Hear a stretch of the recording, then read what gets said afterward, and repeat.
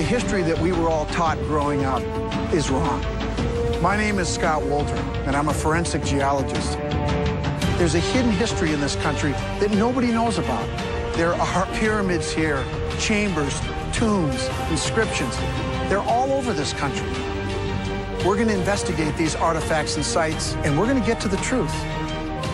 Sometimes history isn't what we've been told.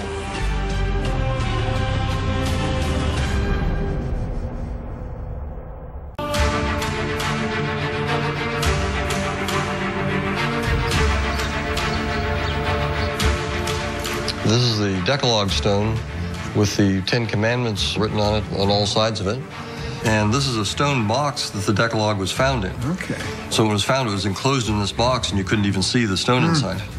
The box is carved out inside exactly to fit the Decalogue stone. Well, who's that guy? Well, this figure here on the front that's wearing a robe and a turban and holding either tablets or a breastplate, and over his head in these Hebrew letters it says Moshe or Moses. Oh. So must be Moses. Okay, that's Moses, all right. Who delivered the 10 Commandments. 10 Commandments, okay. Well, brought here by Hebrew people in search of a new promised land.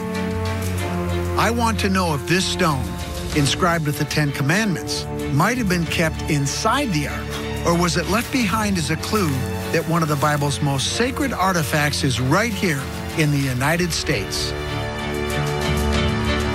It seems to pass the scrutiny of the skeptics as far as the Hebrew text in the language, so now I'd like to try to add some evidence to this whole discussion.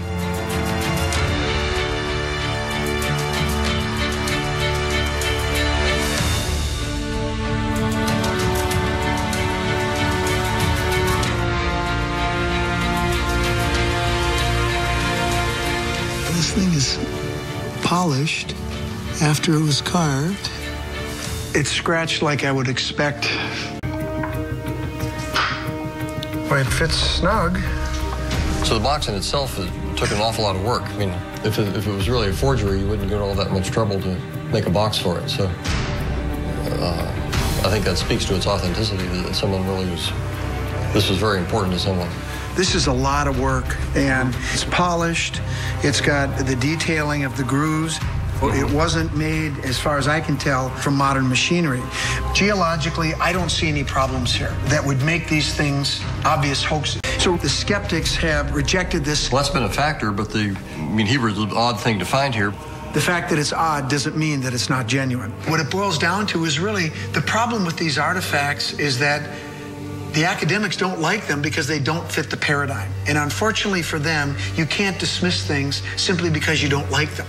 Right. And so the evidence to me seems clear. There's no reason not to accept these as genuine, legitimate artifacts.